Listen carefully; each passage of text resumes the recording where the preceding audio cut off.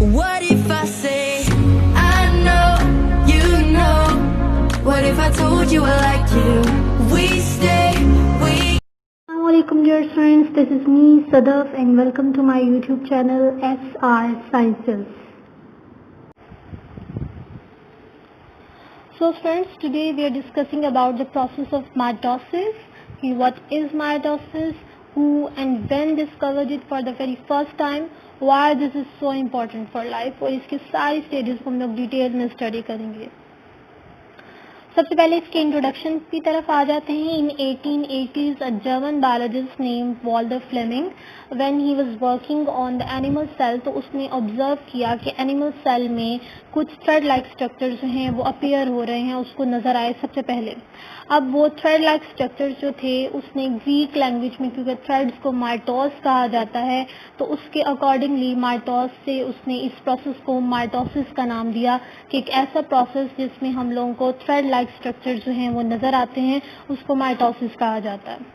अब इसकी डेफिनेशन की तरफ आते हैं. It is the type of cell division in which a cell divides into two daughter cells. एक ऐसी सेल डिवीजन जिसमें सेल जो है वो डिवाइड होकर टू डॉटर सेल्स जो हैं वो बनाता है. जस्ट लाइक दिस, एक सेल डिवाइड होकर उसने टू डॉटर सेल्स जो है बना दिए, each with the same number of chromosomes as were present in the parent cell. अब इस प्रोसेस की यूनिकनेस ये है कि एक सेल जब डिवाइड होकर टू डॉटर सेल्स बनाएगा तो डॉटर सेल्स में भी क्रोमोसोम्स का नंबर वही होगा जितने कि उसके पेरेंट सेल में था. जैसे हम लोग इस डायग्राम में देख सकते हैं कि जो पेरेंट सेल है उसमें टू क्रोमोसोम्स प्रेजेंट हैं और उसके जो दोनों डॉटर सेल्स हैं उनमें भी नंबर ऑफ क्रोमोसोम्स टू ही हैं. यहाँ पे क्वेश्चन आ सकता है कि हाउ दिस इज पॉसिबल, ऐसा कैसे हो सकता है. अगर नॉर्मली किसी चीज़ की डिवीजन होती है तो उसका जो जेनेटिक मटेरियल या कुछ भी जो भी मटेरियल है वो हाफ डिवाइड होगा उसके टू डॉटर सेल्स में, लेकिन यहाँ पर ऐसा नहीं होता. असल में this is the uniqueness of this process. Mitosis वो डिवीजन जिसमें सेल जो है वो डिवाइड होकर टू डॉटर सेल्स बनाता है और उसके जो सेल्स हैं, जो टू न्यू डॉटर सेल्स हैं, उनमें भी नंबर ऑफ क्रोमोसोम्स उतने ही रहते हैं जितने के पेरेंट सेल में. जब हम इसकी डिटेल में जाते हैं तो तब हमें पता चलता है कि असल में जो क्रोमोसोम्स होते हैं पेरेंट सेल में वो अपनी एक कॉपी जो है वो बना लेते हैं, अपने आप को रेप्लिकेट कर लेते हैं, जिसकी वजह से जो डॉटर सेल्स हैं उनमें भी नंबर ऑफ क्रोमोसोम्स उतने ही रहते हैं जितने पेरेंट सेल में. डिवीजन होने से पहले वो अपने आप को रेप्लिकेट कर लेते हैं, जिसकी वजह से नंबर ऑफ क्रोमोसोम जो है डॉटर सेल्स में एंड पेरेंट सेल में सेम रहता है. नेक्स्ट क्वेश्चन है, what are the main functions of mitosis. कि माइटोसिस के फंक्शंस क्या है, why this is so important. ये जो बेसिकली इसका जो फंक्शन है, जो इसका पर्पस है वो है हम ग्रोथ के लिए, रिपेयर के लिए, रिप्लेसमेंट ऑफ सेल्स के लिए. और प्लांट्स की बात करें तो उनमें vegetative multiplication is by mitosis. Growth, जैसे हमें जानते हैं कि जो ज़िंदगी है वो एक सिंगल सेल से स्टार्ट होती है. और अब हम अगर अडल्ट ह्यूमन बॉडी की बात करें तो अडल्ट ह्यूमन बॉडी में billions of trillions of cells are present. तो इतने सेल्स कैसे बन जाते हैं, असल में ये सारे सेल्स जो हैं वो माइटोसिस के प्रोसेस से ही बनते हैं. जैसे एक सेल यहाँ पे डिवाइड होकर टू न्यू डॉटर सेल्स बना रहा है. अब ये जो दो नए डॉटर सेल्स हैं ये भी इंडिविजुअली अलग अलग से क्या करेंगे, माइटोसिस करेंगे, तो दो और बनाएंगे. वो दो जो हैं वो फिर माइटोसिस करें, दो और बनाएंगे. इस तरह से प्रोसेस चलता है और जो सिंगल सेल से जिंदगी शुरू होकर ट्रिलियंस ऑफ सेल्स तक बॉडी चली जाती है.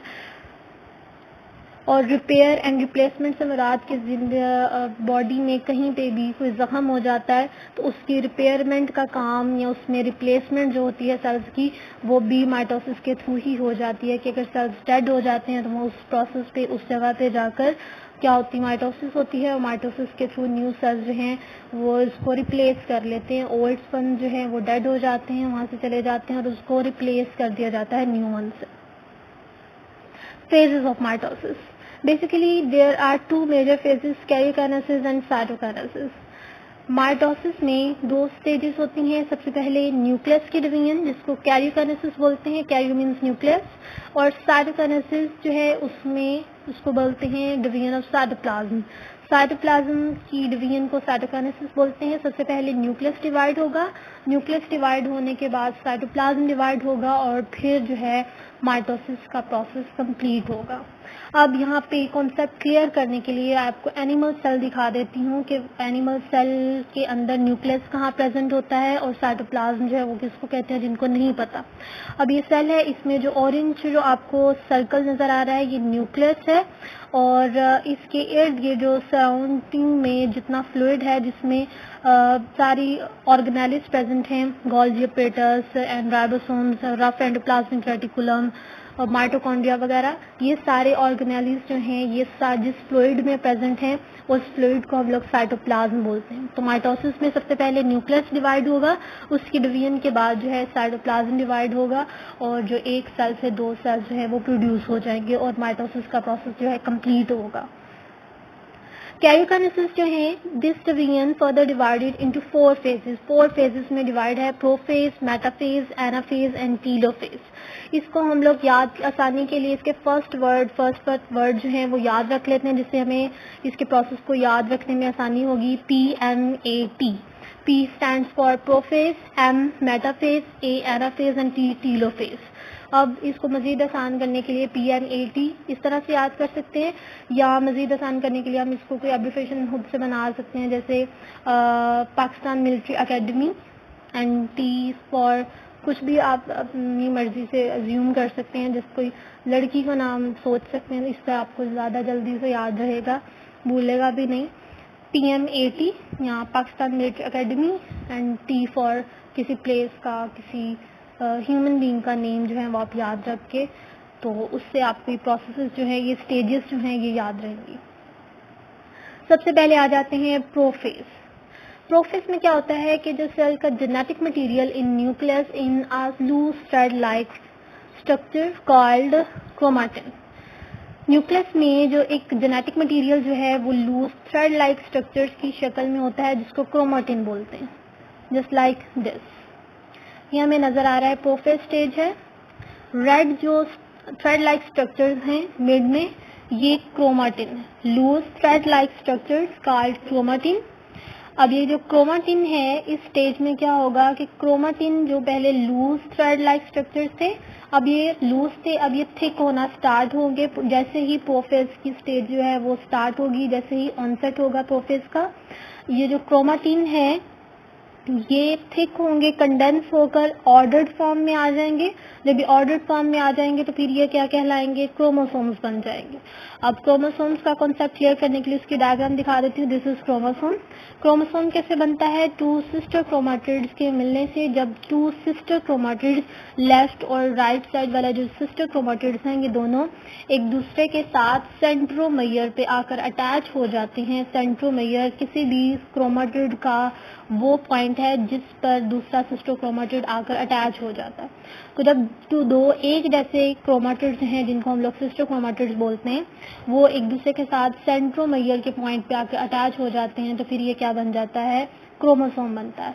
और सेंट्रोमेयर के अंदर ही एक प्रोटीन होती है जिसको काइनेटोकोर प्रोटीन बोलते हैं, और ये वो पॉइंट है जहाँ पर आगे जाके जो स्पिंडल फाइबर्स हैं वो अटैच होते हैं। अब क्रोमाटिन जो है वो ऑर्डर्ड फॉर्म में चला गया और वो क्रोमोसोम्स बन जाते हैं, और जो न्यूक्लियस है वो डिग्रेड होना शुरू हो जाता है, डिसअपियर होना स्टार्ट होता है। और जो साइड पे आपको सेंट्रोसोम्स हैं ये क्या करते हैं, स्पिंडल्स को डेवलप करना भी स्टार्ट कर देते हैं। उसकी डेवलपिंग जो है स्पिंडल फाइबर्स की वो भी स्टार्ट हो चुकी है। अब ये स्पिंडल्स जो हैं ये स्टार्ट हो गए हैं डेवलप होना। अब थोड़ी देर बाद नेक्स्ट स्टेज में ये क्या हो जाएंगे, पूरे सेल में जो है ये क्या होगा, स्प्रेड हो जाएंगे। नेक्स्ट स्टेज है metaphase. Chromosomes arrange themselves along the equator of cell forming a metaphase plate। हमने प्रोफेज में पढ़ा था कि जो क्रोमाटिन है लूज थ्रेड लाइक स्ट्रक्चर वो कंडेंस होकर थिक होकर ऑर्डर्ड फॉर्म में आकर क्रोमोसोम्स बना देता है। न्यूक्लियस जो है वो डिसअपियर हो जाता है, स्पिंडल्स जो है वो डेवलप होना स्टार्ट हो गए थे। जब तक मेटाफेज प्लेट आएगी तो क्या होगा कि क्रोमोसोम्स जो हैं अपने आप को सेल के मिड में एक लाइन में अरेंज कर लेते हैं उसके इक्वेटर पे। इक्वेटर जैसे अर्थ के लिए यूज किया जाता है कि अर्थ के अंदर वो लाइन जो अर्थ को 2 इक्वल पार्ट्स में डिवाइड करती है, साउथ एंड नॉर्थ, उस लाइन को हम लोग क्या बोलते हैं, इक्वेटर बोलते हैं। तो सेल में भी ऐसा होगा कि मेटाफेज जो है स्टेज में क्रोमोसोम्स अपने आप को एक लाइन में अरेंज कर लेंगे और इस लाइनमेंट को हम लोग क्या बोलते हैं, मेटाफेज प्लेट या इक्वेटोरियल प्लेट का नाम भी दे सकते हैं या इक्वेटोरियल लाइन भी कहते हैं।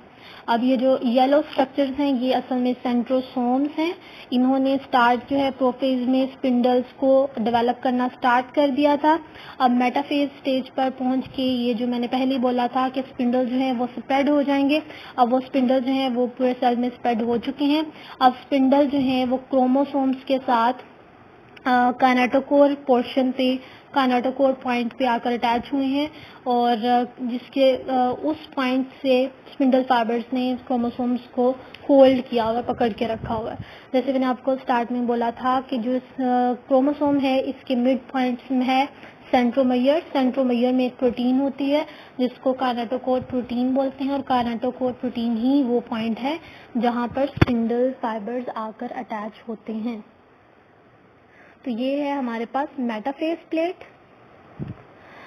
मेटाफेज स्टेज खत्म होने के बाद नेक्स्ट है हमारे पास एनाफेज। एनाफेज में क्या होता है कि जो क्रोमोसोम्स थे वो एक इक्वेटर में एक लाइन बनाकर लाइन बनाई थी, लाइन बना के खड़े थे। उन्होंने क्या करना है, अब सेल में एक खिंचाव पैदा होगा। स्पिंडल फाइबर्स जो हैं वो क्रोमोसोम्स को पुल करना स्टार्ट करेंगे, अपनी अपनी तरफ खींचना स्टार्ट करेंगे।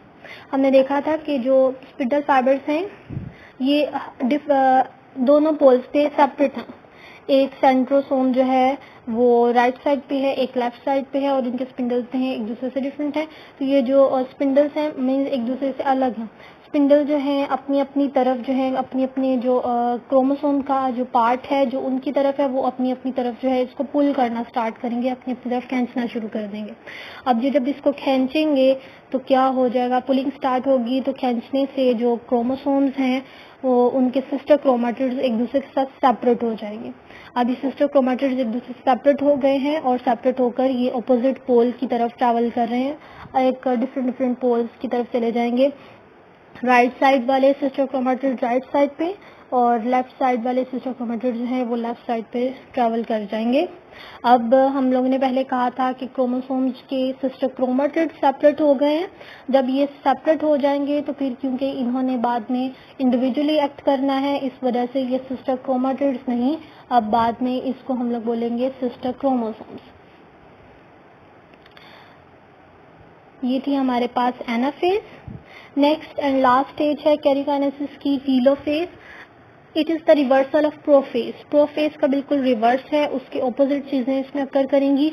जैसे प्रोफेज में हम लोगों ने पढ़ा था कि जेनेटिक मटेरियल जो है वो लूज थ्रेड लाइक स्ट्रक्चर्स की फॉर्म में जिसको क्रोमेटिन बोलते हैं, और न्यूक्लियस जो है वो क्या हुआ था, वो जो क्रोमेटिन था वो ऑर्डर्ड फॉर्म में गया था, क्रोमोसोम्स बनाए थे उसने।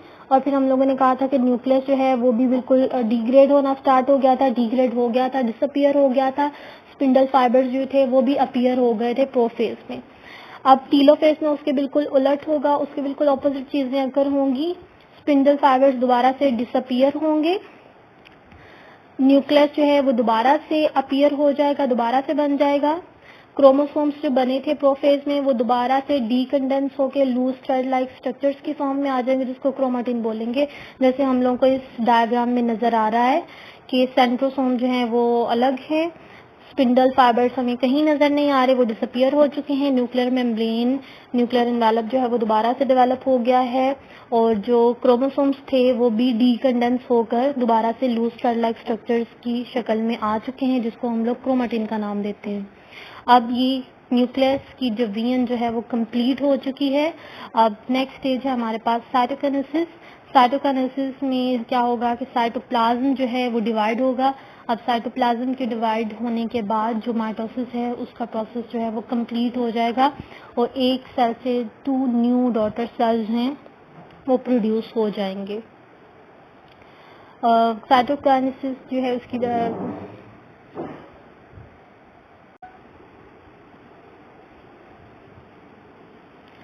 साइटोप्लाज्म की डिवीजन के बाद जो माइटोसिस का प्रोसेस है वो कंप्लीट हो जाएगा। 2 न्यू डॉटर सेल्स हैं पेरेंट सेल्स से बन जाएंगे और माइटोसिस जो है वो कंप्लीट हो जाएगी। तो आज के लेक्चर में हम लोगों ने सिर्फ कैरिकाइनेसिस को डिटेल में स्टडी किया है. इंशाल्लाह नेक्स्ट वीडियो में मैं साइटोकाइनेसिस को डिटेल में डिस्कस करूंगी आपसे, और कुछ माइटोसिस के जो इम्पोर्टेंट टर्म्स हैं स्ट्रक्चर्स की विद डायग्राम आपके साथ शेयर करूंगी ताकि आपको क्लियर हो, कोई कंफ्यूजन जो है आपके माइंड में नहीं रहे. सो आज के लिए इतना ही. अगर आपको कहीं पे कोई पॉइंट समझ ना आया हो आप कमेंट सेक्शन में मुझे बता सकते हैं, मैं दोबारा से क्लियर कर दूंगी. Thank you very much and good luck. इसके बाद हम एक एनिमेशन वीडियो देख लेते हैं ताकि आपका जो कॉन्सेप्ट है वो मज़ीद क्लियर हो जाए. During prophase, the chromosomes become visible and condense, becoming shorter and thicker. Each identical copy of a single chromosome is called a sister chromatid.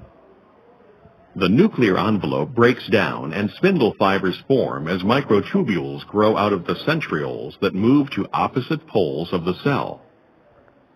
During metaphase, the double-stranded chromosomes line up along the equator of the cell. The spindle is now fully formed and the microtubules attach to each sister chromatid. Anaphase begins when the sister chromatids of each chromosome begin to separate. The centromere that holds sister chromatids together divides, and the chromosomes move away from each other along its spindle fiber. In telophase, the two groups of chromosomes reach the opposite ends of the cell.